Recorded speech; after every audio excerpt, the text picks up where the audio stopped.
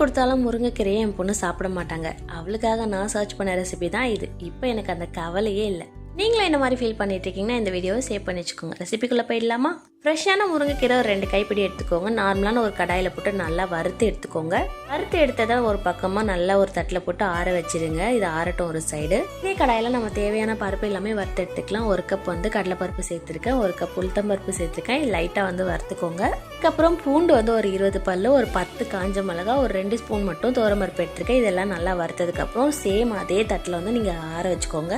அதுக்கப்புறம் மிளகு சீரகம் 1 ஸ்பூன் எடுத்துருக்கேன். ஒரு 5 ஸ்பூன் கிட்ட வெள்ளை எள்ளு எடுத்திருக்கேன். இது எல்லாமும் நல்லா ஃப்ரை ஆயிடுச்சு. ஸோ சேம் தட்டில் போட்டு நல்லா ஆற வச்சு எடுத்துக்கோங்க. ஃபைனலாக நம்ம அரைச்சி எடுத்துக்க போகிறோம். 2 போர்ஷனாக நான் அரைச்சி எடுத்தேங்க.